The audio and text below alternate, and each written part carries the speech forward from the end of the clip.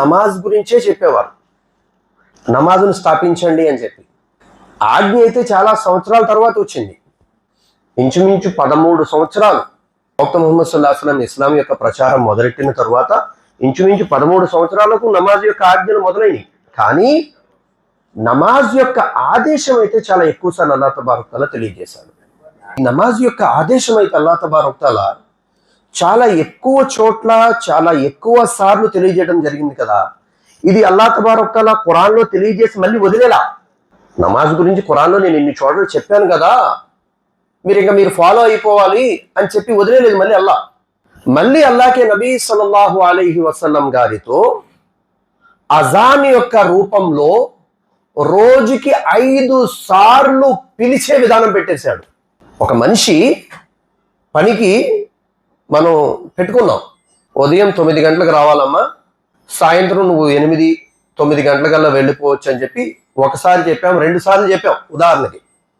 ఆ 2 సార్లు చెప్పిన తరువాత కూడా ఆ మనిషి గనక ఆ పనిని సక్రమంగా చేయకపోతే, 2 సార్లు చెప్పాను కదా నీగా ఉండాలి కదా కనీసం నీకు అని చెప్పి ఓనరు యజమాని ఆ పనివాడి మీద సీరియస్ అయిపోతాడు. ఎందుకని 2 సార్లు చెప్పాను, అప్పటికే మళ్ళీ నువ్వు మర్చిపోతావేమో 2 సార్లు గుర్తు చేశా, నువ్వు అయినా కూడా తాతీగా 10ంటికి వచ్చి తాయితీగా 10:30కి సర్దితే అలాగే ఆ షాపుని కోపపడతాడు. 1కి 2 సార్లు చెప్పే యజమాని మాట వినకపోతే పనివాడి మీద యజమాని కోపం వస్తుంది కదా. మరి రోజుకి 5 సార్లు హయ్యా అలా సోలా. ధార్మిక గురువులు హయ్యా అనే పదం గురించి ఏం చెప్తున్నారంటే, ఇక దానికంటే వేరే పదం లేదు, బలంగా త్వరగా పదండి అంటారు, త్వరపడండి, ఇంక దానికంటే వేరే పదం లేదు. హయ్యా అలా సోలా, రండి నమాజ్ వైపు.